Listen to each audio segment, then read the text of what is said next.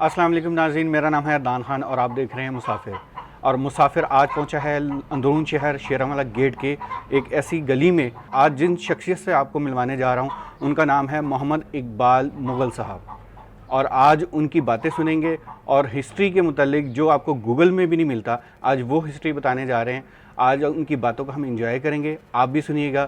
اور آج کی ویڈیو تھوڑی لمبی ہو سکتی ہے، اس لیے تمام دوستوں سے گزارش ہے کہ اس کو اینڈ تک ضرور دیکھیے گا۔ مجھے یقین ہے کہ اس ویڈیو سے آپ کو بہت نالج ملنے والا ہے۔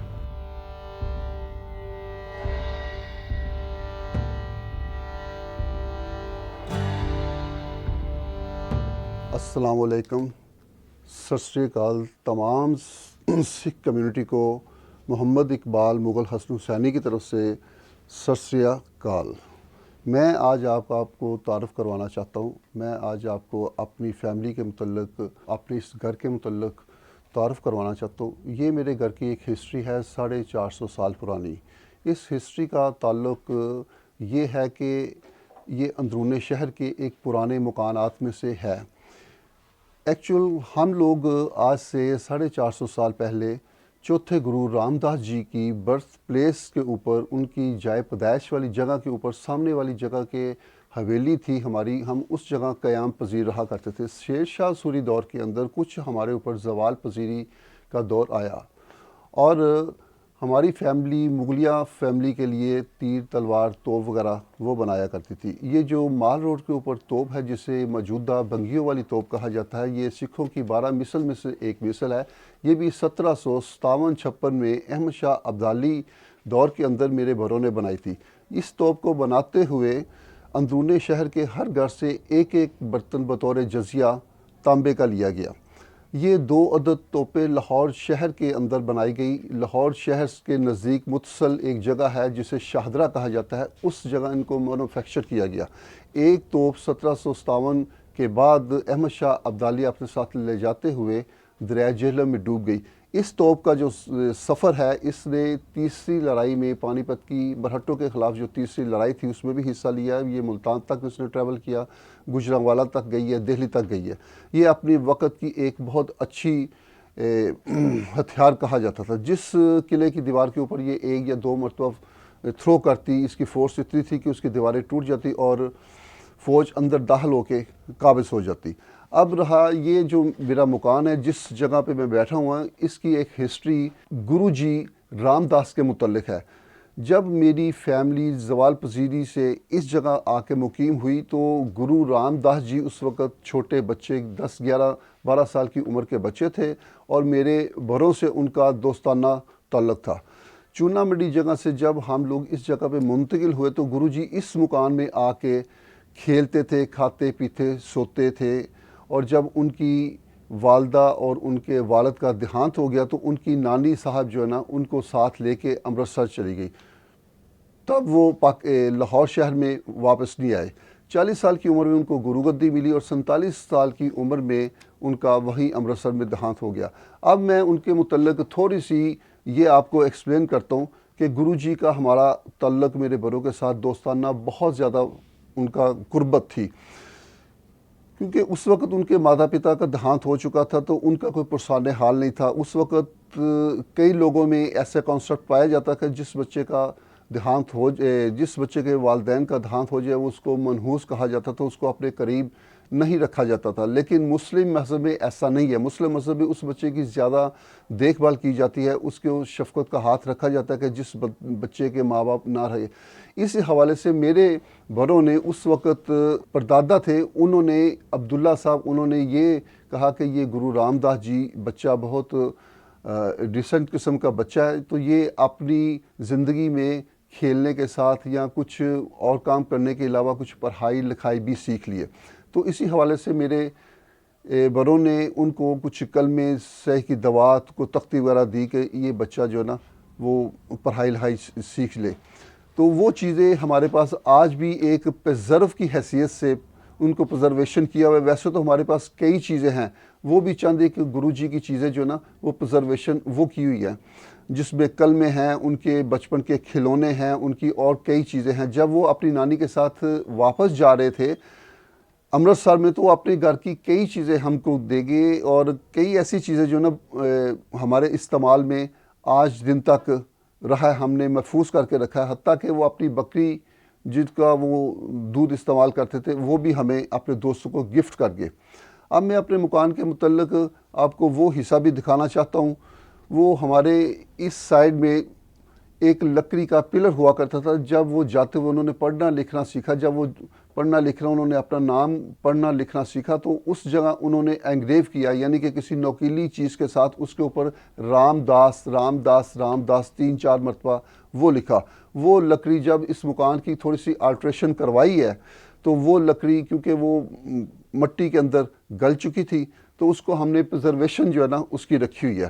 اس کے علاوہ ہمارے پاس میری فیملی کے پاس اور بھی کئی ایسی چیزیں تھیں جو کہ ہمارے پاس اب بھی محفوظ ہے، جیسے کہ جب وہ گرو گدی پہ براجمان ہوئے تو انہوں نے گلے کی ایک مالا بھی اپنی دی اور ایک پتھر، تو انہوں نے ایک پتھر بھی دیا جس کے اوپر وہ ہاتھ رکھ کے بیٹھا کرتے تھے۔ اس پتھر کا مقصد یہ تھا کہ وہ نیگیٹو اثرات کو زائل کرتا ہے، اور وہ دینے کا مقصد یہ تھا کہ پائل کی مرض میں مبتلا تھے ان کے دوست یعنی کہ میرے بڑے، تو انہوں نے یہ کہا کہ یہ پتھر اپنے پیالے میں پانی میں بھگو کے اس کا پانی استعمال کرے تو انشاءاللہ رب کی کرپا سے اس چیز سے آپ نجات حاصل کریں گے، اور چند ہفتوں کے بعد ایسا ہی ہوا۔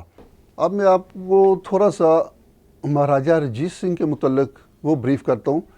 جب ان کا دور حکومت آیا، مہاراجہ رنجیت سنگھ پنجاب کے سردار بنے، ان کی اوپر پنجاب کے اوپر ان کی حکومت تھی، تو جب مہاراجہ صاحب کو یہ پتہ چلا کہ اس فیملی کا گرو جی کے ساتھ یہ تعلق تھا تو مہاراجہ رنجیت سنگھ جی وہ خود اس گھر میں چل کے آئے اور انہوں نے حکماً نہیں بڑے پیار محبت سے ایک ریکویسٹ کی کہ آپ کا گرو جی کے ساتھ یہ تعلق رہا ہے تو لہٰذا آپ کرپا کرے مہربانی کر کے اپنی زیر نگرانی کے اندر یہ گردوارہ تعمیر کروائے۔ مہاراجہ رنجیت سنگھ کے دور حکومت کے اندر وہ ایک جو چھوٹا سا مکان تھا جس کے اندر پیدائش ہوئی تھی مہاراجہ گرو جی کی، چوتھے گرو رام داس جی کی، تو وہ انہوں نے ملکہ مکان لے کے ان کو بہت بڑا گردوارہ بنوایا جو کہ تقریباً 1.5-2 سال کے اندر بڑا عالی شان قسم کا گردوارہ بنا۔ تو جب وہ مہاراجہ رنجیت سنگھ ہمارے اس گھر میں آئے تو انہوں نے ہمیں کچھ گفٹس دیے۔ ایک باکس دیا جو کہ سونے چاندی ہیرے جواہرات سے بھرا ہوا تھا۔ وہ اس وقت سونا چاندی ہیرے جواہرات تو کچھ نہیں ہے، لیکن ان کا بڑا خوبصورت ایوری کا باکس وہ میرے سامنے وہ رکھا ہوا ہے۔ اور جب ایک ان کا بڑا چہیتا ہاتھی تھا وہ بھی مر گیا تو ان کی یاد میں انہوں نے ایک ہاتھی بنایا، تو جو کہ میرے بڑوں نے ان سے درخواست کی، انہوں نے وہ بھی گفٹ کیا۔ یہ ایک ہاتھی ہے جو کہ بہت چہیتا تھا مہاراجہ رنجیت سنگھ کا، تو جب وہ اس کا انتقال ہو گیا تو اس کی یاد کے اندر وہ ہاتھی بنایا، تو جو کہ ہمارے بڑوں تک اس کی پیش رسائی ہوئی۔ اب میں یہ آپ کو وہ چیزیں دکھاتا ہوں جو کہ یہ باکس ہے، اور یہ وہ چند ایک کلمے ہیں جو گرو جی استعمال کیا کرتے تھے لکھائی کے دوران۔ ان کلموں کے ان کو دستے مبارک ان کا ہاتھ لگا ہوا ہے ان کلموں کا۔ یہ چند ایک کلمے اس وقت میں آپ کو یہی دکھا سکتا ہوں، میرے پاس اور بھی بے شمار چیزیں ہیں، اور یہ وہ باکس ہے کہ جو ہیرے جواہرات سے بھرا ہوا، سونے چاندی کے زیور سے بھرا ہوا مہاراجہ صاحب نے ہمیں گفٹ کیا تھا۔ یہ کلمے اور باکس آپ کے درشن میں ہے اور یہ ہاتھی آپ کو دکھایا جا رہا ہے۔ اس کے بعد اس مکان کے متعلق ایک تیسری انفارمیشن دینا چاہتا ہوں۔ ایک سکھ کمیونٹی میں تقریباً پہلوان گزرے جن کا اصل نام تھا پریم سنگھ عرف ککر سنگھ پہلوان۔ وہ رستم ہند گزرے ہیں، راجہ پرتاپ سنگھ کے درباری پہلوان تھے۔ میرے سگے پڑنانا غلام دین عرف لبو لہار پہلوان، وہ بھی رستم ہند تھے، وہ راجہ کولہا پور کے درباری پہلوان تھے۔ جب ان دونوں کی دنگلز وغیرہ ہوتی، کبھی کسی کی جیت کبھی کسی کی ہار ہوا کرتی تھی۔ جب یہ خلیفہ بن گئے، انہوں نے اپنی پہلوانی کو چھوڑ دیا تو یہ پگڑی انہوں نے چینج کر کے دونوں بھائی بھائی بن گئے۔ تو اس مکان کے اندر ککر سنگھ پہلوان کا بھی بہت آنا جانا تھا۔ نمبر 4، اس مکان کے اندر بھگت سنگھ فریڈم فائٹر، ان کی زندگی کا روپوشی کا بے شمار حصہ وہ گزرا ہے، کیونکہ میرے دادا جی حسین بخش صاحب کے وہ دوست تھے۔ ان کا نظریہ یہ تھا، میرے دادا جی کا بھی یہی نظریہ تھا کہ ایسٹ انڈیا کمپنی والے 7 سمندر پار سے جو لوگ آئے ہیں وہ اس ہمارے ملک کو چھوڑ کر چلے جائیں، اس بر صغیر کو چھوڑ کر چلے جائیں۔ تو جب بھگت سنگھ نے سانڈرس کا مرڈر کیا تو اس کی پاداش میں وہ لاہور کے مختلف جگہوں پہ رہے، گوال منڈی جگہ پہ یا اور کسی جگہ پہ رہے، تو سب سے زیادہ وہ میرے گھر میں انہوں نے روح پوشی کا ٹائم گزارا، کیونکہ میرا گھر جو ہے نا یہ نیرو قسم کی گلیوں کے اندر زگ زیگ گلیوں کا ایک سلسلہ ہے ان کا، تو یہاں آسانی سے رسائی کسی کی نہیں ہو سکتی۔